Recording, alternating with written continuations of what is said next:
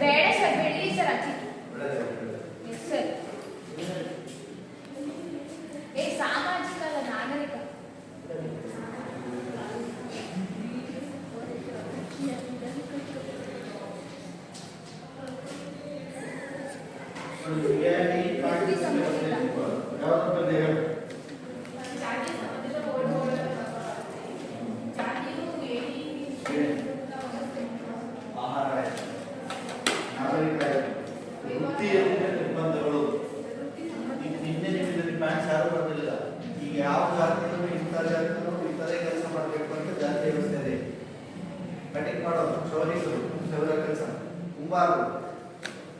ಮಡಕೆ ಮಾಡೋದು ಸೊಗಸು ಬಟ್ಟೆ ತೊಳೆಯೋದು ಅದೇ ಕೆಲಸ.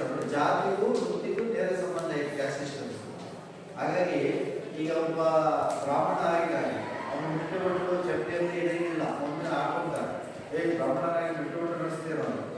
ಹಂಗಾಗಿ ಜಾತಿ ವ್ಯವಸ್ಥೆಯಲ್ಲಿ ಜಾತಿ ಯಾವ ಜಾತಿಯಲ್ಲಿ ಏನೇನು ಕೆಲಸ ಮಾಡ್ಬೇಕಂತ ಅದು ಪರ್ಟಿಕ್ಯುಲರ್ ಟ್ರೆಡಿಷನಲ್ ಇದೆ, ಅದಕ್ಕೆ ನಿರ್ಬಂಧ ಅಂತ.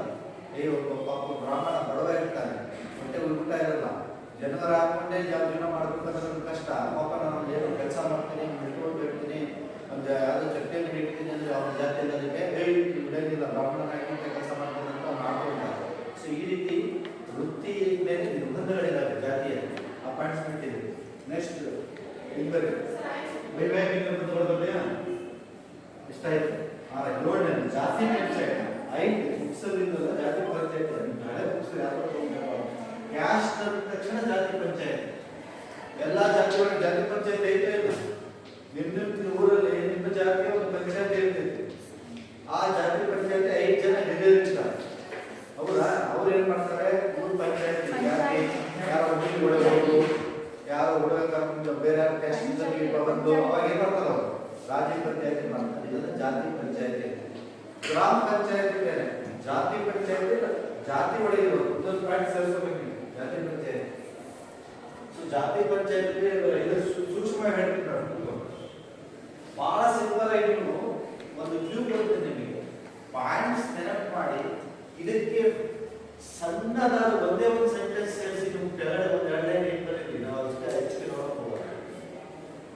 ಪಾಯಿಂಟ್ಸ್ ನೋಡ್ತಾ ಹೋದ್ವಿ, ಒಳಗಡೆ 2-3 ಲೈನ್ ಏನೇನು ಬರೋದು ಕೂಡ ಪೂರಕ ಸ್ವಲ್ಪ ಟಚಿದ್ರೆ ಸಾಕು ಮಾರ್ಕ್ಸ್ ಸಿಗುತ್ತೆ. ನೋಡಿ, ಸಮಾಜದ ಮೂಡುಗೋಳದ ಯಾಕೆ ಹೇಳ್ತೀವಿ ಅಂದ್ರೆ, ಒಂದೊಂದು ಜಾತಿ ಕುಂಬಾರ ಇದೊಂದು ಸಮಾಜದ ಭಾಗ, ಅಗಸರು ಇದೊಂದು ಸಮಾಜದ ಭಾಗ, ಲಿಂಗಾಯತರು ಇದೊಂದು ಸಮಾಜದ ಭಾಗ, ಬೌದ್ಧರು ಧರ್ಮ ಬೇಡ ಹೇಳಿದ್ವಿ ಯಾವ ಜಾತಿ, ನಾಯಕರು ಇದೊಂದು ಸಮಾಜ, ಗೊಲ್ಲರು ಇದೊಂದು ಸಮಾಜ. ನೋಡಿ, ಇವೆಲ್ಲ ಒಂದೊಂದು ಭಾಗ, ಇದಕ್ಕೆ ಓಡು ಅಂತ ಹೇಳೋದು. ಇವೆಲ್ಲ ಸೇರಿ ಭಾರತೀಯ ಸಮಾಜ ಅಷ್ಟೇ. ಪ್ರತಿಯೊಂದು ಭಾರತದಲ್ಲಿ ಜಾತಿಗಳು ಒಂದೊಂದು ಓಡು ಭಾಗ ಆಗಿದೆ. ಅವೆಲ್ಲ ಓಡು ಭಾಗಗಳಾಗಿ ಭಾರತೀಯ ಸಮಾಜ. 4,000 ಜಾತಿಗಳು ಭಾರತವನ್ನ ಡಿವೈಡ್ ಮಾಡಿಲ್ಲ, ಆದ್ರೂ ನಮ್ಮ ಒಂದು ಭಾರತೀಯ ಸಮಾಜ ಅಂತಾರೆ. ಇದು 2 ಸೆಂಟೆನ್ಸ್ ಡಿವೈಡ್ ಬಂದ್ಬಿಟ್ಟು ಸರ್ ಸಿಂಪಲ್. ನೆಕ್ಸ್ಟ್ ನೋಡಿ, 7 ಶ್ರೇಣಿ ವ್ಯವಸ್ಥೆ ಅಂತ ಹೇಳ್ತೀವಿ. ಸಿಂಪಲ್ ಇದೆ. 7 ಶ್ರೇಣಿಗೆ ಏನೇ ಬರಬೇಕು, ಇದೊಂದು ಡಯಾಗ್ರಾಮ್ ಹಾಕ್ಬೇಕಷ್ಟೇ. ಯಾವುದು ಬ್ರಾಹ್ಮಣ, ಎರಡನೇದು ಕ್ಷತ್ರಿಯ, ವೈಶ್ಯ, ಶೂದ್ರ, ಪಂಚಮ. ಇದೊಂದು ನೆನಪಿದೆ. ಇಲ್ಲಿ ಏನ್ ಬರೀಬೇಕು, ಅತಿ ಶ್ರೇಷ್ಠ, ಮಧ್ಯಮ, ಕೆಳ, ಅತಿ ಕೆಳ. ಅತಿ ಶ್ರೇಷ್ಠ ಬೇರೆ ಬರ್ತದೆ, ಅತಿ ಕೆಳಗಡೆ. ಇಲ್ಲಿ ಪಂಚಮ ಅಂದ್ರೆ ಯಾರು?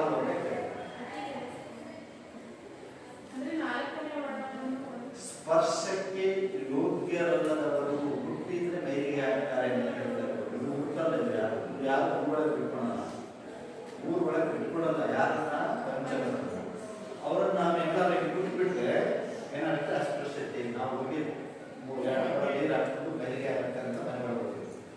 ಇವರನ್ನ ಪಂಚಮ ಅಂತ ಹೇಳ್ತಾರೆ.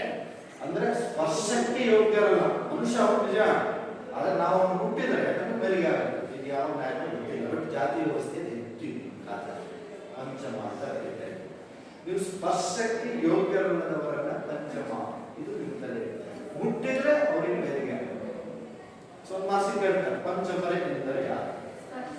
ಸ್ಪರ್ಶಕ್ಕೆ ಯೋಗ್ಯರಾದ ವರ್ಣ ಪಂಚಮ. ಇದೊಂದೇ. ಸೊ ಇಲ್ಲಿ ದ್ವಿಜ ಮತ್ತು ದ್ವಿಜೇತರ ಅಂತ ಒಂದು ಪ್ರಶ್ನೆ ಇದೆ. ಒಂದು, ಎರಡು, ಮೂರು ದ್ವಿಜ. ದ್ವಿಜ ಅಂದ್ರೆ ಏನು?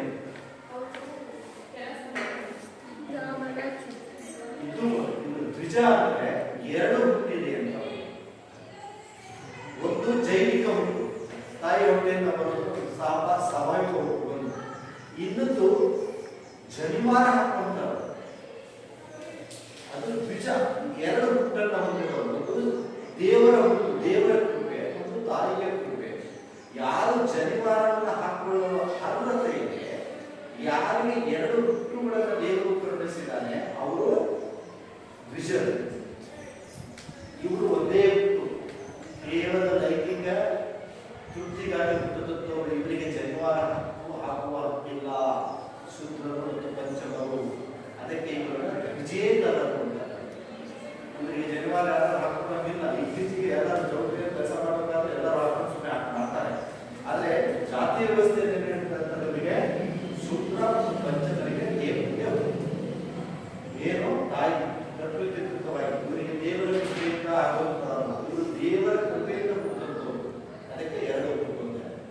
ಜನಿವಾರ ಹಾಕೋದನ್ನ ದ್ವಿಜ, ವಿಜೇತರ. ಏನು ಶ್ರೇಣಿ ಆದ್ಮೇಲೆ ಆಹಾರ ಮತ್ತು ಸಾಮಾಜಿಕ ಸಂಪರ್ಕದ ಮೇಲೆ ಇಲ್ಲಿ ಕಚ್ಚಾ ಮತ್ತು ಪಕ್ಕಾ ಆಹಾರ ಅಂತ ಹೇಳ್ಬೋದು. ಇದಕ್ಕೆ ಕೆಳಗಡೆ ಏನು ಬರಬೇಕು? ಕಚ್ಚಾ ಮತ್ತು ಪಕ್ಕಾ. ಕಚ್ಚಾ ಆಹಾರ ಅಂದ್ರೆ ಏನು? ಕಚ್ಚಾ ಆಹಾರ ಅಂದ್ರೆ ನೀರಿನಿಂದ ತಯಾರಿಸಿದ ಆಹಾರ, ಬರೀ ನೀರಲ್ಲಿ. ಪಕ್ಕಾ ಆಹಾರ ಅಂದ್ರೆ ತುಪ್ಪ, ಹಾಲಿನಿಂದ ಮಾಡಿದಂತ ಆಹಾರ. ಕಚ್ಚಾ ಆಹಾರವನ್ನ ಯಾರು ಕೆಳಜಾತಿ, ಪಕ್ಕಾ ಆಹಾರವನ್ನು ಯಾರು ಮಾಡ್ತಾರೆ? ಮೇಲ್ಜಾತಿ. ಬ್ರಾಹ್ಮಣರು ಉತ್ತರ ಭಾರತದಲ್ಲಿ ಬ್ರಾಹ್ಮಣರು ಕೆಳಜಾತಿ ಮನೆಗೆ ಊಟ ಮಾಡ್ತಾರೆ. ಕೆಳಜಾತಿ ಮನೆಯಲ್ಲಿ ಹೇಗೆ ಊಟ ಮಾಡ್ತಾರೆ ಅಂದ್ರೆ ಒಳಗಡೆ ಬರ್ತಾರೆ ಇದು ಗೊತ್ತಿಲ್ಲ. ಸೊ ಅಂದ್ರೆ ಜಾತಿಯಲ್ಲಿ ಯಾರ ಮನೆಗೆ ಯಾರು ಮನೆ ಊಟ ಮಾಡಬೇಕು ಮಾಡಬಾರ್ದು ಅಂತ ನಿರ್ಬಂಧಗಳಿಲ್ಲ. ಎಲ್ಲರೂ ಮನೆ ಊಟ ಮಾಡಲ್ಲ. ಎಲ್ಲರೂ ಮನೆಗೆ ಮನೆ ಒಳಗೆ ಬಿಟ್ಕೊಡಲ್ಲ. ಅಡಿಗೆ ಮನೆಗೆ ಬೇರೆ ಬಿಟ್ಕೊಡ್ತಾರೆ. ಅವ್ರನ್ನ ಬೇರೆಯವ್ರನ್ನ ಹೊರಗಡೆ ಕೂರಿಸ್ತಾರೆ. ಇವೆಲ್ಲ ನಿರ್ಬಂಧಗಳಿದ್ದಾವೆ. ಮಾಂಸಾಹಾರ ತಿನ್ನಬೇಕು ಯಾರು, ಸಸ್ಯಾಹಾರಿಗಳು ಯಾರು, ಸೊ ದೇವರ ಪ್ರಸಾದವನ್ನ ಯಾರು ಪಡ್ಕೋಬೇಕು, ದೇವಸ್ಥಾನದ ಒಳಗಡೆ ಯಾರು ಹೋಗ್ಬೇಕು, ದೇವಸ್ಥಾನದ ಗರ್ಭಗುಡಿ ಒಳಗಡೆ ಯಾರು ಹೋಗ್ಬೇಕು ಅಂತ ಜಾತಿ ಬಹಳಷ್ಟು ನಿರ್ಬಂಧಗಳಿದ್ದಾವೆ. ನಿಮ್ಮ ಕೆಳಗಡೆ ಬಂದಿರ್ತೀವಿ ನಾಗರಿಕ ಧಾರ್ಮಿಕ ಅನರ್ಹತೆ. ನಮ್ಮ ಜಾತಿ ಒಳಗೆ ಎಲ್ಲರಿಗೂ ಸಮಾನತೆ ಇಲ್ಲ. ನೀವು ಹೆಣ್ಮಕ್ಳಿಗೆ ದೇವಸ್ಥಾನದ ಒಳಗಡೆ ಬಿಡ್ತಾರ? ಗರ್ಭಗುಡಿಗಳಿಗೆ ಯಾವ ದೇವಸ್ಥಾನದ ಗರ್ಭಗುಡಿಗಳು ಯಾವ ಜಾತಿಯಲ್ಲೂ ಬಿಡಲ್ಲ. ಹೊರಗಡೆಯಿಂದ ಕೈ ಮುಗಿತೀರಿ, ಗರ್ಭಗುಡಿ ಅಂತ ಇರ್ತೈತೆ ದೇವರು, ಅಲ್ಲಿ ಬಿಡಲ್ಲ. ಕೆಳಜಾತಿಯ ದೇವಸ್ಥಾನಗಳಲ್ಲಿ ಮೇಲ್ಜಾತಿಯವರು ಯಾರು ಬೇಕಾದ್ರೂ ಒಳಗಡೆ ಬರ್ತಾರೆ ನೋಡಿ. ಅದೇ ಮೇಲ್ಜಾತಿಯವರ ದೇವಸ್ಥಾನದಲ್ಲಿ ಕೆಳಜಾತಿಯವರು ಒಳಗಡೆ ಯಾರನ್ನೂ ಬಿಟ್ಕೊಡಲ್ಲ. ಅಂದ್ರೆ ಯಾವುದೇ ಒಂದು ಜಾತಿ ಒಳಗೆ ಸೊ ನಿಮಗೆ ಕೆಳಜಾತಿ ಅನ್ನೋ ಕಾರಣಕ್ಕೆ ಕೆಲವೊಂದು ನಿರ್ಬಂಧಗಳನ್ನು ಹಾಕಿದ್ದೀವಿ. ನಮ್ಮ ಕೆರೆಗೆ, ನಮ್ಮ ಬಾವಿಗೆ, ನಮ್ಮ ದೇವಸ್ಥಾನಕ್ಕೆ ನಿಮಗೆ ಪ್ರವೇಶವಿಲ್ಲ. ಅದಕ್ಕೆ ಕೇರಳದಲ್ಲಿ ಟಿಯಾನ್ ಮತ್ತು ಪುಲಿಯಾನ್ ಅಂತ ಜಾತಿ ಟಿಯಾನ್ ಜಾತಿಯವರು ಗರ್ಭಗುಡಿಯಿಂದ 36 ಹೆಜ್ಜೆ ದೂರ ನಿಂತ್ಕೊಂಡು ಕೈ ಮುಗಿಬೇಕು. ಪುಲಿಯಾನ್ ಜಾತಿಯನ್ನು 96 ಹೆಜ್ಜೆ ದೂರ ನಿಂತ್ಕೊಂಡು ಕೈ ಮುಗಿಬೇಕು. ಸೊ ಈ ತರ ಜಾತಿಯಲ್ಲಿ ನಿರ್ಬಂಧಗಳಿದ್ದಾವೆ. ಮೇಲ್ಜಾತಿ ಹೆಣ್ಮಕ್ಳು ಹಿಂದಿನ ಕಾಲದಲ್ಲಿ ಮೇಲ್ಜಾತಿ ಹೆಣ್ಮಕ್ಳು ಮಾತ್ರ ಮೈ ತುಂಬ ಬಟ್ಟೆ ಹಾಕೊಂಡು ಉಡೆ ಹಾಕೊಂಡು, ಕೆಳಜಾತಿಯವರು ಬಂಗಾರ ಉಡೆ ಹಾಕೊಂಡಂಗಿರ್ಲಿಲ್ಲ. ಅವಾಗ ರೇಷ್ಮೆ ಸೀರೆ ಉಡಂಗಿರ್ಲಿಲ್ಲ. ಅವ್ರ ಮದುವೆಗಳಲ್ಲಿ ಗೋಲ್ ಬಾರ್ಸಂಗಿರ್ಲಿಲ್ಲ. ಅವ್ರ ಛತ್ರಿಯಲ್ಲಿ ಹಿಡಿಯಂಗಿರ್ಲಿಲ್ಲ. ಕುದುರೆ ಸವಾರಿಯನ್ನು ಮಾಡಂಗಿರ್ಲಿಲ್ಲ. ಇವೆಲ್ಲ ನಿರ್ಬಂಧಗಳಿವೆ. ಇವೆಲ್ಲವನ್ನ ಜಾತಿಗಳಿಗೆ ಹೆಣ್ಮಕ್ಕಳಿಗೆ ನಿರ್ಬಂಧಗಳಿತ್ತು, ಜಾತಿಗಳಿಗೆ ನಿರ್ಬಂಧಗಳಿತ್ತು, ಸಾಮಾಜಿಕ ದೌರ್ಬಲ್ಯಗಳಿತ್ತು, ಧಾರ್ಮಿಕ ಕ್ಷೇತ್ರಗಳಿಗೆ ಭೇಟಿ ಕೊಡೋದಿರಲಿಲ್ಲ, ಒಳಗಡೆ ಪ್ರವೇಶ ಇರಲಿಲ್ಲ. ಈ ಒಂದಿಷ್ಟು ಅಂಶಗಳನ್ನು ಇದಕ್ಕೆ ಹೇಳಿದ್ದೀವಿ. ಸೊ ಇದಾದ್ಮೇಲೆ ವೃತ್ತಿ ಅಂತ ನಾನು ಹೇಳಿದೆ. ವೃತ್ತಿ ಅಂದ್ರೆ ಏನು? ಕೆಲಸ. ಯಾವ ಜಾತಿಯನ್ನು ಯಾವ ಕೆಲಸ ಮಾಡ್ಬೇಕಂತ ಜಾತಿ ವ್ಯವಸ್ಥೆ ಹೇಳ್ಬಿಟ್ಟಿದೆ. ಅಗಸ ಕೆಲಸ ಅಗಸ, ಕುಂಬಾರ, ಮಡಿಕೆ, ಕ್ಷೌರಿಕ ಯಾವ ಜಾತಿ ಇರುತ್ತೆ? ಕಟಿಂಗ್ ಮಾಡೋದು ನೋಡಿ ಹೆಂಗೆ ಅಕ್ಕ ಸಾಲಿಗ ಇದು ಬೆಳ್ಳಿ ಬಂಗಾರ ತಯಾರಿಸ್ತಾರಲ್ಲ ಅಕ್ಕ ಸಾಲಿಗಳು. ಸೊ ಮಾರ್ವಾಡಿಗಳು ನೋಡಿ ಅವ್ರ ಜಾತಿಗೂ ಹೆಸರು ಬಿಸ್ನೆಸ್ ಮಾರ್ವಾಡಿ ಬಟ್ಟೆ ಅಂಗಡಿ ಬಂಗಾರದ ಅಂಗಡಿ ಅವರು. ಸೊ ಹೀಗೆ ಪ್ರತಿಯೊಂದು ಜಾತಿಯಲ್ಲಿ ಆಯಾ ಜಾತಿಗೆ ಒಂದು ಪರ್ಟಿಕ್ಯುಲರ್ ಆದಂತ ಕೆಲಸ ಇದೆ. ಹಾಗಾಗಿ ಜಾತಿ ವ್ಯವಸ್ಥೆಯಲ್ಲಿ ಪ್ರತಿಭೆಗೆ ಅವಕಾಶ ಇದೆ. ಒಬ್ಬ ಕೆಳಜಾತಿಯವರು ಬಹಳ ಪಂಡಿತ ಇದ್ದಾನೆ, ಅವನಿಗೆ ಎಲ್ಲ ವೇದ ಗೊತ್ತು, ಸಂಸ್ಕೃತ ಗೊತ್ತು, ಎಲ್ಲ ಗೊತ್ತು. ನಾನು ತಿರುಪತಿಯಲ್ಲಿ ಅಥವಾ ಧರ್ಮಸ್ಥಳದ ನಾನು ಪೂಜಾರಿ ಕೆಲಸ ಮಾಡ್ತೀನಿ ಅಂದ್ರೆ ಅವನಿಗೆ ಕೂಡ ಯಾಕೆ ಅಂದಾಯ. ಈ ಹುಡುಗಿಗೆ ಇಡೀ ಸಂಸ್ಕೃತ ಮತ್ತೆ ಕುಡಿದು ಅಲ್ಬಿಟ್ರೆ ಮಂತ್ರಗಳೆಲ್ಲ ಗೊತ್ತು. ಅವರಿಗಿಂತ ಒಳ್ಳೆ ಶ್ಲೋಕ ಮಂತ್ರ ಹೇಳ್ತಾರೆ ದೇವಸ್ಥಾನದಲ್ಲಿ. ಆದ್ರೆ ಅವರಿಗೆ ಅವಕಾಶ ಇಲ್ಲ. ಹೆಣ್ಮಕ್ಳಿಗೆ ಯಾವ ದೇವಸ್ಥಾನದಲ್ಲಿ ಪೂಜಾರಿ ಮಾಡಿದ್ದಾರೆ ಎಲ್ಲ ಹೆಣ್ಮಕ್ಳು ಪೂಜಾರಿಗಳು ಯಾರು ಇದು ಕ್ಯಾಸ್ಟ್ ಅಲ್ಲಿ ಜಾತಿಗೂ ಮತ್ತು ವೃತ್ತಿಗೂ ನೇರ ಸಂಬಂಧವಿದೆ. ಯಾವ್ಯಾವ ಜಾತಿಯಲ್ಲಿ ಏನೇನು ಕೆಲಸ ಮಾಡಬೇಕು ಅಂತ ಪರ್ಟಿಕ್ಯುಲರ್ ಆಗಿ ನಾವು ಆರಾಮಲ್ಲಿ ಫಿಕ್ಸೆಟ್ ಮಾಡಬೇಕು. ಹಾಗಾಗಿ ನಿರ್ಬಂಧಗಳಿದ್ದಾವೆ. ಇನ್ನು ವೈವಾಹಿಕ ನಿರ್ಬಂಧಗಳು ಇದು ನಿಮ್ಗೆ ಗೊತ್ತೇ ಇದೆ. ಈ ಜಾತಿಗೂ ವೈವಾಹಿಕ ನೇರ ಸಂಬಂಧ. ಯಾವ ಜಾತಿಯವರೇ ಆಗಲಿ ಇತ್ತೀಚೆಗೆ ಕೆಳ ಜಾತಿಯವರಿಗೆ ಮೇಲ್ಜಾತಿಯಲ್ಲಿ ಯಾವ ಜವಾಬ್ದಾರಿ ಇದೆ? ಬೇರೆ ಜಾತಿಯವರ ಮದುವೆ ಒಪ್ಕೊಂಡಾರ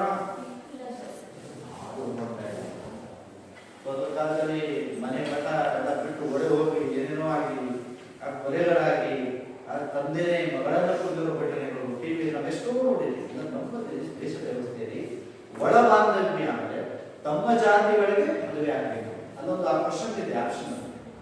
ಅಲ್ಲಿ 4 ಕೊಟ್ಟಿರ್ತಾನೆ, ಅದರಲ್ಲಿ 4 ಕೊಟ್ಟಿದ್ದಾನೆ. ನಮ್ಮ ಸಮೂಹದೊಳಗೆ, ನಮ್ಮ ಸಮಾಜದೊಳಗೆ, ಬೇರೆ ಸಮುದಾಯದೊಳಗೆ ಅಂತ. ಅದನ್ನೆಲ್ಲ ತಡೆಯಬೇಕು. ಯಾವ ಸರಿ ಉತ್ತರದು ತಮ್ಮ ಸ್ವಜಾತಿಯಲ್ಲೇ ಮದುವೆ ಆಗಬೇಕು ಅನ್ನೋ ನಿಯಮವೇ ಒಳ ಬಾಂಧವ್ಯ. ಈಗ ನಿಮ್ ಜಾತಿ ಯಾವುದು? ಬೆಸ್ತರಲ್ಲೇ ಮದುವೆ ಆಗ. ಅದರಲ್ಲಿ ಯಾವ ಜಾತಿಯಲ್ಲಿ ಬೇರೆ ಸಬ್ ಪಂಗಡಗಳಿರ್ತವೆ. ಅಣ್ಣ ತಮ್ಮ ಆಗೋರನ್ನು ಬಿಟ್ಟು ಏನಂತಾರೆ ಈಗ ಈ ಅಕ್ಕ ಎಲ್ಲರೂ ಬೆಸ್ತರಿದೆ. ಆದ್ರೆ ಬೆಸ್ತರಲ್ಲಿ ಇವರಿಗೆ ಅಣ್ಣ ಆಗೋರು ಮದುವೆ ಆಗಲ್ಲ. ಅದರಲ್ಲಿ ಬೇರೆ ಇದು ಮಾಡಿರ್ತಾರೆ. ಏನೋ ಕುಟುಂಬ ಕುಲ, ಏನು ದೇವರು ಏನೋ ಮಾಡ್ಕೊಂಡಿರ್ತಾರೆ. ಆ ಪ್ರಕಾರ ಮದುವೆ ಆಗಬೇಕು ಅಂತ.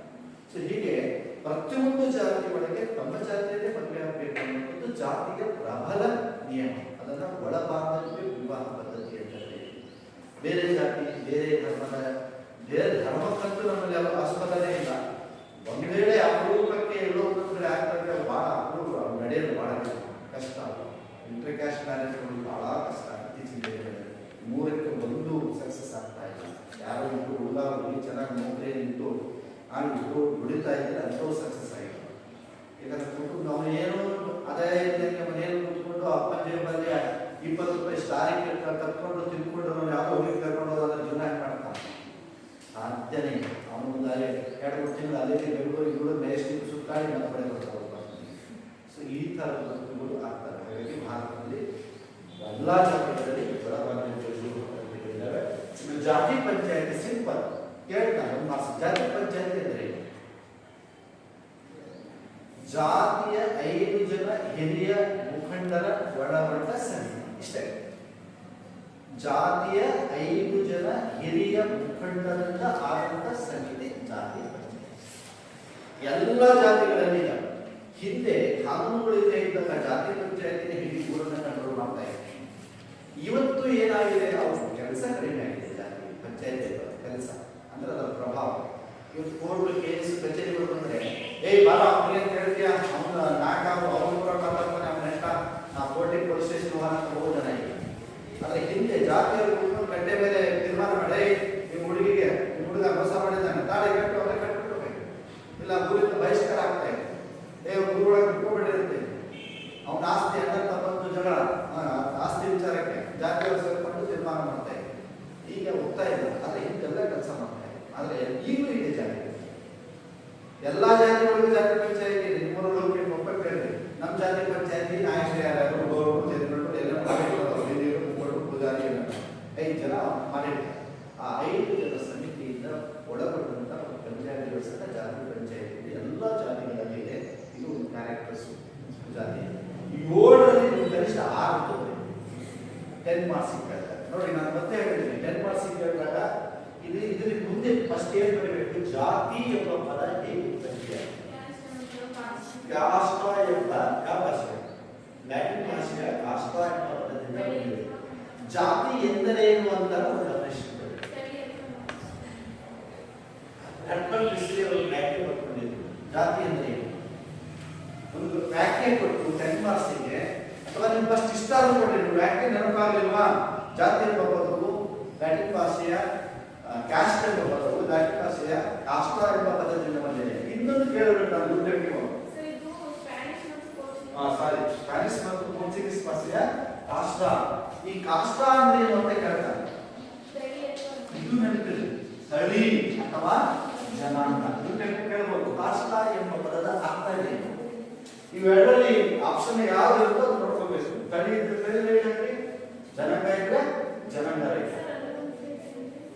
ಅನುವಂಶೀಯತೆ ಅಂದ್ರೆ ಅದೇ ಅನುವಂಶೀಯತೆ ಹೇಳ್ಬೋದು. ಜನಾಂಗ, ತಳಿ, ಅನುವಂಶೀಯತೆ ಎಲ್ಲ ಅದಕ್ಕೆ ಅರ್ಥಗಳು ನೀಡಬೇಕಾಗ್ತದೆ. ಇಷ್ಟು ನೀವು ಕ್ಯಾಸ್ಟ್ 10 ಮಾರ್ಕ್ಸ್ ಕ್ವಶನ್ಸ್ ಬಹಳ ಇಂಪಾರ್ಟೆಂಟ್. ಇದರ ಬಗ್ಗೆ ಇದಾದ್ಮೇಲೆ ಇನ್ನೊಂದು 10 ಮಾರ್ಕ್ಸ್ ಮೂರನೇ ಪಾಠ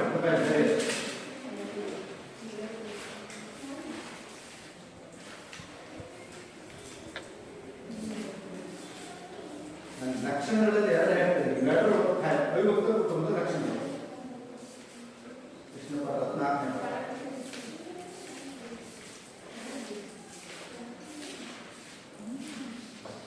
ಇಲ್ಲೇ ಅವಿಭಕ್ತ ಕುಟುಂಬದ ಲಕ್ಷಣಗಳು.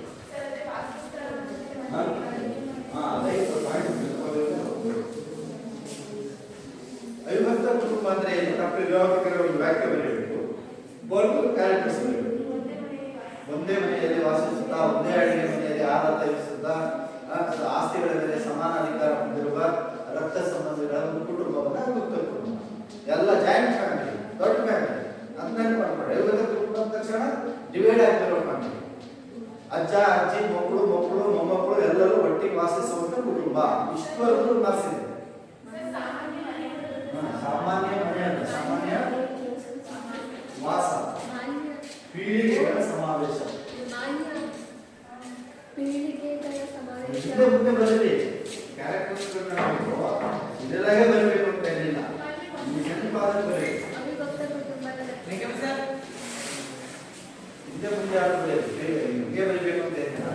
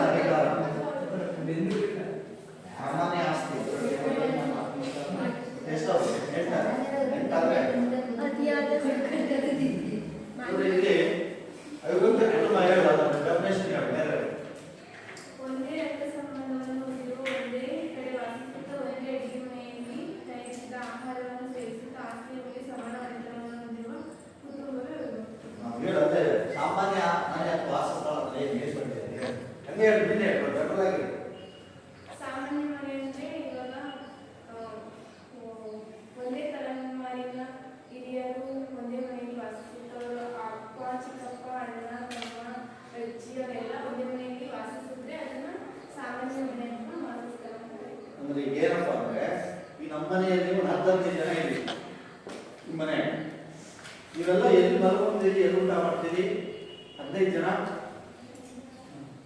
ಒಂದೇ ಮನೆಯೊಳಗೆ ಜನ 50 ಜನ ಇದ್ದಾರೆ. ಜಾಯಿಂಟ್ ಫ್ಯಾಮಿಲಿ ಅಂದ್ರೆ ದೊಡ್ಡ ಫ್ಯಾಮಿಲಿ 50 ಕುಟುಂಬ ಮಾತ್ರ.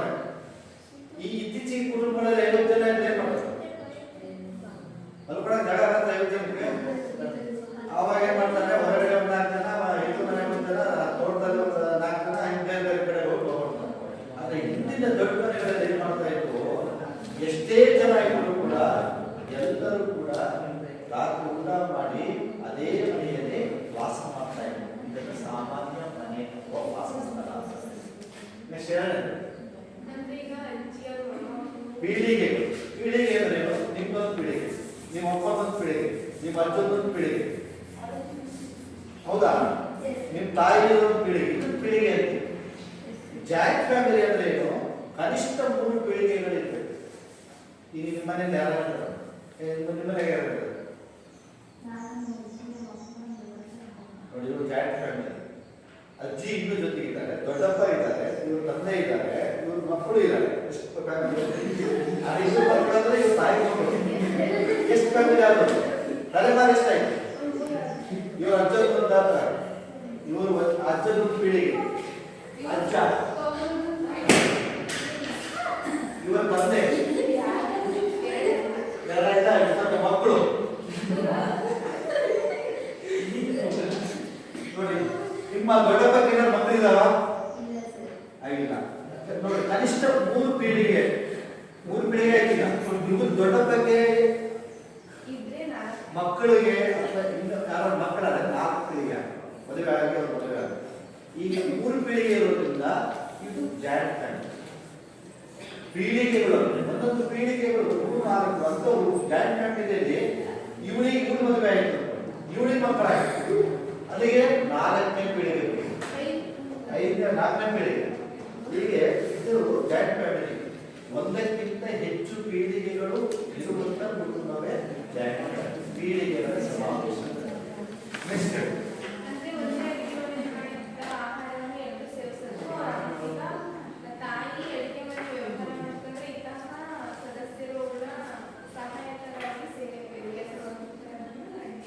ಅಡಿಗೆ ಮನೆ. ನೋಡಿ, ನಾವು ಅದಕ್ಕೆ ಹೇಳ್ತೀವಿ ಜಾಯಿಂಟ್ ಫ್ಯಾಮಿಲಿ. ಹಿಂದಿನ ಕಾಲದಲ್ಲಿ 60, 70, 100 ಜನ ಇರೋದು ಕುಟುಂಬದಲ್ಲಿ. ನಿಮ್ಮ ಮನೆಗೆ 5-6 ಜನ, 10-12 ಜನ ಇರೋರಿಗೆ ಅಡಿಗೆ ಮಾಡಕ್ಕೆ ಬೆಳಿಗ್ಗೆ ಜಗಳ ಆಗ್ತಾ ಇರ್ತಾರೆ. ಏನ್ ಮಾಡ್ಬೇಕು, ವೇಸ್ಟ್ ಮಾಡ್ಬೇಕು, ಈಗ ಪಾಪ ಅವರು 3 ಹೊತ್ತು ಹಿಂದಿನ ಕುಟುಂಬಗಳು, ರೈತರ ಕುಟುಂಬಗಳು ಬೆಳಗ್ಗೆ 10 ಗಂಟೆ 9 ಗಂಟೆ ಒಳಗೆ ಒಂದು ತಿಂಡಿ ಊಟ. ಅವಾಗ ತಿಂಡಿನೇ ಮಾಡ್ತಾ ಇರಲಿಲ್ಲ. ರೊಟ್ಟಿ ಮುದ್ದೆ ಮಾಡಿ ಬೆಳಗ್ಗೆ ಕೊಡ್ಬೇಕು, ಹೊರ ಕೆಲಸಕ್ಕೆ ಹೋಗೋದು. 5-6 ಜನ ಸೊಸೆಯಂದ್ರೆ ಇದ್ರೆ ನಿಮ್ಮ ಮನೆಗೆ ತಾಯಿ ಹೋಗ್ರೇನ? ಇಬ್ರು ಇದ್ದಾರೆ. ಇಬ್ರು ಅಡ್ಜಸ್ಟ್ ಮಾಡ್ಕೊಂಡು ಕೆಲಸ ಮಾಡ್ತಾರೆ. ಗಂಟೆ ಬಿಡ್ತಾರೆ. ಅಡಿಗೆ ಮಾಡೋದ್ರಲ್ಲಿ, ಬಟ್ಟೆ ಬಿಡೋದ್ರಲ್ಲಿ, ಕೆಲಸ ಮಾಡೋದ್ರಲ್ಲಿ ಸ್ವಲ್ಪ ಮೊದಲು ಹಾಗೆ ಆಗಿರ್ತಾರೆ. ಪಾತ್ರೆ ತೊಳಿಬೇಕು, ನೆಲ ಒರೆಸ್ಬೇಕು, ದೇವ್ರ ಪೂಜೆ ಮಾಡಬೇಕು, 2 ದಿನ ನಾನೇ ಮಾಡ್ಬೇಕಾ ಅಂಥದ್ರಲ್ಲಿ 4, 5, 6 ಜನ ಸೊಸೆಯಂದ್ರೆ ಇದ್ರೆ ಒಂದು ಮನೆಯಲ್ಲಿ ಏನಾಗ್ತದೆ? ಬಂದಿಲ್ಲ. ಎಷ್ಟು ಹಿಂದಿನ ಕಾಲದಲ್ಲಿ ಹೆಂಗಿರ್ಬೋದು ಬಂದು ಅಲ್ಲಿ ಅತ್ತೆ ಕುಟುಂಬದ ಯಜಮಾನಿ, ದೊಡ್ಡ ಅತ್ತೆ, ಅಡಿಗೆ ಮನೆಗೆ ಯಜಮಾನಿ. ಅವಳೆಲ್ಲ ಹಾಕ್ಬಿಡ್ತಿದ್ರು. ಈ ವಾರ ಕಡೆ ತೊಳೆಯೋದು ನಿಂತು, ಪಾತ್ರೆ ತೊಳೆಯೋದು ನಿಂತು, ಅಡಿಗೆ ಮಾಡೋದು ನಿಂತು, ನೆಲ ಒರೆಸೋದು, ಮಕ್ಕಳಿಗೆ ಸ್ನಾನ ಮಾಡಿಸೋದು ನಿಂತು, ಎಲ್ಲ ಹಚ್ಕೊಳ್ಳೋದು. ವಾರ ಇದೆಲ್ಲ ಅಡಿಗೆ ಸಾಮಾನು. ಇವ್ರಿಗೆ ಅನುಭವ ಇಲ್ಲ. 100 ಜನಕ್ಕೆ 50 ಜನಕ್ಕೆ ಅಡಿಗೆ ಮಾಡ್ಬೇಕಂದ್ರೆ ಈ ಹುಡುಗಿ ಒಂದೇ ಸರಿಗೆ ಮಾಡೋದ್ರೆ ಸಾಂಬಾರ್ ಎಷ್ಟು ಮಾಡಬೇಕು, ಉಪ್ಪು ಎಷ್ಟು ಹಾಕಬೇಕು, ತರಕಾರಿ ಎಷ್ಟು ಕೊಯ್ಬೇಕು, ಐಡಿಯಾ ಇಲ್ಲ ನಿಮಗೆ.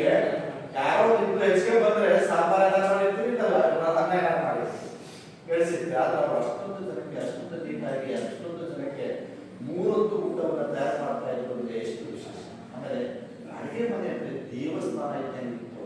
ಪ್ರತಿನಿತ್ಯ ಹೆಣ್ಮಕ್ಳುಗಳಿಗೆ ತಕ್ಷಣ ಪಾತ್ರೆ ಎಲ್ಲ ತೊಳೆದು ಯುವತಿ ಹಚ್ಚಿ ಉಗಡಿ ಮನೆಗೆಲ್ಲ ಹಚ್ಚಿ. ಅವಾಗೆಲ್ಲ ಗ್ಯಾಸ್ ಇಲ್ಲ, ಬರೀ ಅಡಿಕೆ ಕಟ್ಟಿಗೆ ಒಲೆ ಅವೆಲ್ಲ ತೊಳೆದು ದಿನ ಮಾಡಬೇಕು. ಅಷ್ಟು ಭಯ ಭಕ್ತಿಯಿಂದ ಮಾಡಬೇಕು.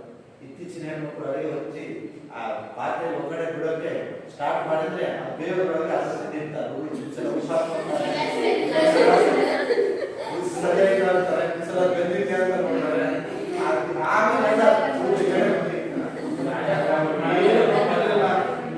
ಕೊನೆಗೆ ಎಲ್ಲ ಆದ್ಮೇಲೆ ದೇವರಿಗೆ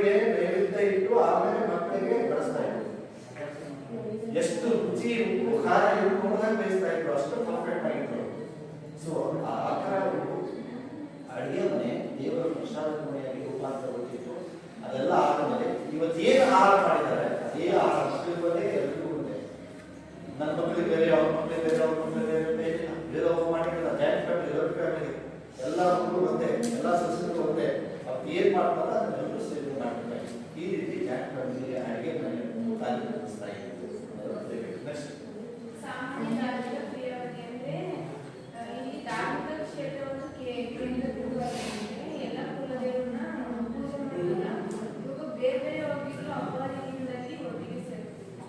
ಮನೆ ಕೆಲವು ಮನೆಗಳಲ್ಲಿ ಏನ್ ಮಾಡ್ತಾರೆ, ಹಬ್ಬ ಬರ್ತಂದ್ರೆ ಅಮ್ಮ ಒಬ್ಬರೇ ಎದ್ದು ಮಾಡ್ತಾ ಇರ್ತಾರೆ ಅವ್ರ ಕೆಲಸ.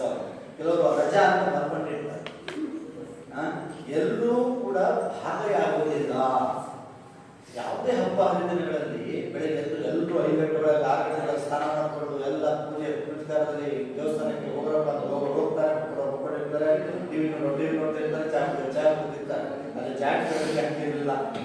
ಇವತ್ತು ಹಬ್ಬ ಅಂದರೆ ಎಲ್ಲರೂ ಸಕ್ರಿಯವಾಗಿ ಒಳ್ಳೆ ರೀತಿಯಲ್ಲಿ ದಾರ ಗೀನ ಮಾಡಿಕೊಂಡು ಮಡಿ ಬೆಳಿಗ್ಗೆ ಮಾಡಿಕೊಂಡು ಎಲ್ಲರೂ ಕೂಡ ಆ ದೇವಸ್ಥಾನ, ಮನೆಯ ಕುಲ ದೇವರ ಪೂಜೆ, ಹಿರಿಯರ ಪೂಜೆಗಳಲ್ಲಿ ಸಕ್ರಿಯವಾಗಿ ಭಾಗಿಯಾಗ್ತದೆ. ಇದನ್ನೇ ಹೇಳೋದು. ನೆಕ್ಸ್ಟ್ ಆಸ್ತಿ. ಇಡೀ ಕುಟುಂಬಕ್ಕೆ ಹೇಳ್ತೀನಿ ಹೇಳಿ. ಆಸ್ತಿಯಲ್ಲಿ ಹಿರಿಯರು ಪಡಿತಾ ಬಂದಿರ್ತಾರೆ. ಇತರರು ತಿರಸ್ಕರಿಸಿಕೊಂಡಿದ್ದಾರೆ. ಇಲ್ಲಿ ಆಸ್ತಿ ಈ ಕುಟುಂಬಕ್ಕೆ 22 ಜನ ತಂದ್ಕೊಳ್ತಾರೆ. ಯಾರು ಒಬ್ಬರಿಗೆ ಸೇರಿದ್ದಾರೆ, ಸಮಾನ ಅಧಿಕಾರ. ಕುಟುಂಬದ ಯಜಮಾನ ಒಬ್ಬನ ಹೆಸರಲ್ಲಿ ಇಟ್ಟರೂ ಕೂಡ ಅವನು ಕಾರಣ ಬೇಕಾದಂಗೆ ಅಲ್ಲಿ ಬಳಸಂಗಿಲ್ಲ.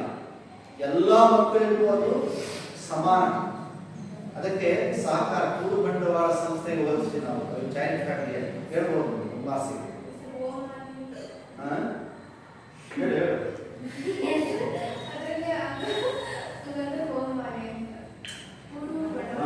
ಕೂಡು ಬಂಡವಾಳ ಸಂಸ್ಥೆ ಅಂದ್ರೆ ಸಹಕಾರ ಸಂಘ. ಅದರಲ್ಲಿ ಎಲ್ಲ ಶೇರ್ ಹೋಲ್ಡರ್ ಇರ್ತಾರೆ ಅಂತ, ಅದರಲ್ಲಿ ಎಲ್ಲರೂ ಅಧಿಕಾರ ಇರ್ತಾರೆ. ಯಾರು ಒಬ್ಬರಿಗೆ ಅಧಿಕಾರ ಇರೋದಿಲ್ಲ. ಕಂತ ಇದು ಬಹಳ ವಿಶೇಷ. ಅವಿಭಕ್ತ ಕುಟುಂಬದ ಯಜಮಾನನ ಕಂತ ಅಂತ ಕರೀತಾರೆ. ಕಂತ ಎಂದರೆ ಯಾರು? ಯಜಮಾನ. ಇವನೇ ವಿಶೇಷ ಅಧಿಕಾರ. ಆ ಕುಟುಂಬದಲ್ಲಿ ಏನೇ ತೀರ್ಮಾನ ತೆಗೆದುಕೊಂಡ್ರು ಯಜಮಾನ. ಅವನು ಹೇಳಿದ್ದೇ ಅಂತಿಮ, ಅವನು ಹೇಳಿದ್ದೇ ಕೊನೆ. ಸೊ ಅದಕ್ಕೆ ಪರಿಪೂರ್ಣತೆ, ಸ್ವಯಂ ಪರಿಪೂರ್ಣತೆ ಈ ಕುಟುಂಬಗಳು ಯಾರು ಗೌರವಿಸ್ಕೊಂಡಿರಲಿಲ್ಲ. ಅವರೆಲ್ಲ ದುಡ್ಕೊಂತಾ ಇದ್ರು, ತರಕಾರಿ ದುಡ್ತಾ ಇದ್ರು. ಅವ್ರು ಬೇಳೆ, ಕಾಳು, ತರಕಾರಿ, ದವಸ, ಧಾನ್ಯ ಎಲ್ಲ ಅವರೇ ಉತ್ಪಾದನೆ ಮಾಡ್ಬಿಟ್ಟಿದ್ರು. ಅವ್ರು ಯಾವ ಕರೆಂಟ್ ಬೇಕಾಗಿಲ್ಲ, ಮಿಕ್ಸಿ ಬೇಕಾಗಿರಲಿಲ್ಲ, ಯಾವ ರುಬ್ಬೋ ಬೇಕಾಗಿಲ್ಲ. ನಿಮಗೆ ಇವತ್ತು ಕರೆಂಟ್ ಇಲ್ಲ, ಮಿಕ್ಸಿ ಇಲ್ಲ ಅಂದ್ರೆ ನಿಮ್ಮ ಬೆಳಿಗ್ಗೆ ತಿಂಡಿ ಊಟ ಇಲ್ಲ. ಅದ್ರ ಹಿಂದಿನ ಕಾಲದ ಜನ ಕುಟುಂಬಗಳು ಒಂದು 15 ದಿನ 20 ದಿನ ಏನಿಲ್ಲದೆ ಇದ್ರು ಅವರು ಮನೆಯೊಳಗೆ ತಾವು ಉತ್ಪಾದನೆ ಮಾಡ್ಕೊಂಡು ತಾವು ಬದುಕ್ತಾ ಇದ್ರು. ಅದೆಲ್ಲ ಸ್ವಯಂ ಪರಿಪೂರ್ಣತೆ. ನೀನು ಒಬ್ಬ ಬದುಕಿದ್ರೆ ತಂದೆ ತಾಯಿ ಬಿಟ್ಟು ತಿಂಗಳು ಸಾಕು ಮನೆಗೆ ಆತ್ಮಹತ್ಯೆ. ಅದರ ಹಿಂದಿನ ಕಾಲದಲ್ಲಿ ಜಾಯಿಂಟ್ ಫ್ಯಾಮಿಲಿಯಲ್ಲಿ ದೊಡ್ಡ ಕುಟುಂಬ ಇತ್ತು. ಒಬ್ಬ ಗುಡಿಯಕ್ಕೆ ಹೋಗಲಿಲ್ಲ, ಒಬ್ಬ ಕುಳ್ಳ ಇದ್ದಾನೆ, ಕುಂಟ ಇದ್ದಾನೆ, ಒಬ್ಬ ವಿಲ್ವೆ ಇದ್ದಾಳೆ, ಆ ಕುಟುಂಬ ಸಾಕ್ತಾರೆ. ಈ ನಿಮ್ಮ ಮನೆಯಲ್ಲಿ ನಿಮ್ಮ ಅಪ್ಪ ಇದ್ದಾನೆ, ನಿಮ್ಮ ಅಪ್ಪ ದುಡಿತಾರೆ, ಏನಾದ್ರೆ ಕುಟುಂಬಕ್ಕೆ ಎಷ್ಟು ಕಷ್ಟ, ತಾಯಿಗೆ ಎಷ್ಟು ತೊಂದರೆ ಆಗ್ತದೆ. ಅದೇ ಕುಟುಂಬದಲ್ಲಿ ದೊಡ್ಡಪ್ಪ, ಚಿಕ್ಕಪ್ಪ, ಅಜ್ಜ, ಅಜ್ಜಿ ಎಲ್ಲ ಒಟ್ಟಿಗೆ ಇದ್ದಿದ್ರೆ ಅವ್ರಿಗೆ ಸಾಧ್ಯವಿಲ್ವಾ? ಇದು ಹಿನ್ನಡೆ. ಯಾರೇ ಒಬ್ಬ ದುಡಿಯೋದಕ್ಕೆ ಆರೋಗ್ಯ ಆಗಬೇಕು, ಏನೋ ಆಯಿತು, ಆದರೂ ಕೂಡ ಆ ಮಕ್ಕಳನ್ನ ಎಲ್ಲವನ್ನ ಸಾಕುವ ಬೆಳೆಯನ್ನ ಜಾಯಿಂಟ್ ಫ್ಯಾಮಿಲಿ ಕೊಡೋದಕ್ಕೆ ಸ್ವಯಂ ಪರಿಪೂರ್ಣ ಕುಟುಂಬ. ಇಲ್ಲಿ ಯಾರನ್ನೂ ಕೂಡ ಕೈ ಬಿಡಲ್ಲ. ಸೊ ಲಾಸ್ಟ್ ಪೂರ್ವ ಯೋಜಿತ ವಿವಾಹ ಜಾಯಿಂಟ್ ಫ್ಯಾಮಿಲಿ ಒಳಗೆ ಮದುವೆ ಇರೋದು ಇವನೇ ತೀರ್ಮಾನ ಮಾಡ್ತಿದ್ದ. ಕರ್ತ ನಾನ್ ನೋಡ್ಕೊಂಡ್ ಬಂದಿನಿ, ನಾನು ಮಾತು ಕೊಟ್ಟು ಬಂದಿನಿ, ಆ ಹುಡುಗ ನಮ್ಮಂತನಕ್ಕೆ ಸೂಟೇಬಲ್ ಆಗ್ತಾನೆ, ನಮ್ಗೆ ಅಡ್ಜಸ್ಟ್ ಆಗ್ತಾನೆ, ಹಾ ಸರಿ ಅವಳಿಗೆ ಮಾತು ಕೊಟ್ಟು ಮದುವೆ ರೆಡಿ ಆಗ.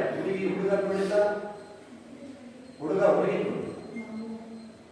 ಮದುವೆ ಬೇರೆ, ಇತ್ತು ಅದು ಬೇರೆ. ಆದ್ರೆ ಅವ್ರು ತೀರ್ಮಾನ ಮಾಡಿದ್ದೆ, ನನ್ಗೆ ಇಷ್ಟ ಇಲ್ಲ ಅಂತ ಹೇಳಿಲ್ಲ. ಅದಕ್ಕೆ ಪೂರ್ವ ನಿರ್ಧಾರಿತ ಯಜಮಾನ ತಾನು ಎಲ್ಲಿ ನೋಡ್ಕೊಂಡು ಮಾತು ಕೊಟ್ಟು ಬರ್ತಾನ. ಅವ್ನು ಎಲ್ಲಾ ಎಲ್ಲ ಮೊಮ್ಮಕ್ಕಳ ಮಕ್ಕಳೆಲ್ಲ ಅವ್ನು ನಿಂತು ಮಾಡ್ತಾರೆ. ಎಲ್ಲರೂ ಒಂದೊಂದ್ಸತಿ 4-5 ಜನ ಮಕ್ಕಳು ಒಟ್ಟಿಗೆ ಇರ್ತಿದ್ದವರು. ಜಾಯಿಂಟ್ ಫ್ಯಾಮಿಲಿಯಲ್ಲಿ ಒಬ್ಬೊಬ್ಬರು ಮಾಡಕ್ಕಾಗಲ್ಲ, ಬಹಳ ಜನ ಇರ್ತಾರಲ್ಲ. 3-4 ಜನ ಮದುವೆ ಬಂದಾರೆ ಈಗ ಅಂತಂದ್ರೆ 3-4 ಜನಕ್ಕೆ ಸುತ್ತ ಹಾಕೊಂಡು ಎಲ್ಲ ಊರಲ್ಲಿ ತನ್ನ ಜಾತಿ, ತನ್ನ ಕುಲ, ತನ್ನ ಆರ್ಥಿಕ ಸ್ಟೇಟಸ್, ತನಗೆ ಸಂಬಂಧ ಚೆನ್ನಾಗಿರೋರು, ಆಮೇಲೆ ಅವರು ಹುಡುಗರು ಕೂಡ ಉಟ್ಕೊಳ್ಳೋದು, ಹುಡುಗಿಯನ್ನ ಅವರು ಕೂಡ ಎಲ್ಲ ನೋಡಿ ತೀರ್ಮಾನ ಮಾಡಿ ವಿಷಯ ಮಾಡಿ ಡೇಟ್ ಫಿಕ್ಸ್ ಮಾಡ್ತಿದ್ದ. ಇವರೇನಿಲ್ಲ ಮದುವೆಗೆಲ್ಲ ಹೋಗಿ ಹೊಡ್ಕೊಡೋದು ತಾಳಿ ಕಟ್ಸ್ಕೊಡೋದು ಅವ್ನು ಬಂದು ತಾಳಿ ಕಟ್ಟೋದು ಇವ್ರಿಗೆ ಇಷ್ಟ ಇಲ್ಲ ಇಲ್ಲ ನನ್ನಂಗಿಲ್ಲ ಆ ಥರ ಮದುವೆ ಜಾಯಿಂಟ್ ಫ್ಯಾಮಿಲಿ ನಡೀತಾ ಇದೆ. ಈಗಿನ ಕಾಲದಲ್ಲಿ ಆಗತ್ತ ಈಗಿನ ಕಾಲದಲ್ಲಿ ಆಗತ್ತ ಒಪ್ಕೊಳ್ತಾರ ನಾನು ಹುಡುಗಾನೆ ನೋಡಿಲ್ಲ ಅಂತಿರ್ಲಿ ಅವ್ರು ಹುಡುಗರು ನಾನು ಹುಡುಗಿನ ನೋಡಿಲ್ಲ ಮದುವೆ ಹೋಗ್ಬೇಕಂತ. ಸೊ ಈಗ ಬದಲಾಗಿದೆ ಅನಿವಾರ್ಯ. ಸೊ ನೀವು ಇಷ್ಟು ನೀವು 10 ಮಾರ್ಕ್ಸ್ ಸಿಗ್ತಾ ಇರ್ತಾರೆ ಇವೆರಡರಲ್ಲಿ ಒಂದು ಕ್ವಶನ್ ಇದ್ದೇ ಇರ್ತಿದೆ. ಲಕ್ಷಣಗಳು ಅಂತ ಬಂದು ಒಂದು ಜಾತಿ ಇರ್ತಿದ್ದೆ ಇಲ್ಲ ಇನ್ನೊಂದು ಅವಿಭಕ್ತ ಬರ್ತದೆ. ಸೊ ಇವೆರಡು ಕ್ವಶನ್ಸ್ ಅನ್ನ ನೀವು ಪಕ್ಕ ಆಗಬೇಕು. ನಾನು ಇವೆರಡನ್ನ ಸಪ್ರೇಟ್ ಮತ್ತೆ ಮುಂದಿನ ಲೀವ್ಗಳಲ್ಲಿ ಪಿಪಿಟಿಗಳನ್ನು ತರಿಸ್ತೀನಿ. ಪಿಪಿಟಿಗಳಿಗೂ ಇವೆರಡು ಒಂದೊಂದು ಇರ್ತೀವಿ. ಸೊ ಅದಕ್ಕೆ ರೆಡಿ ಆಗ್ತದೆ. ನೆಕ್ಸ್ಟ್ ನ್ಯೂ ಜಾಬ್ಗೆ ಹೇಳ್ಕೊಟ್ಟಿದ್ದೀನಿ 3 ಪಾಠ ನಾಳೆ 2 ಪಾಠ ಕೊಡ್ತೀನಿ. ಎಲ್ಲ ಕಡೆ ಜೆರಾಕ್ಸ್ ಇರಬೇಕು. ಎಲ್ಲ ಪಾಠ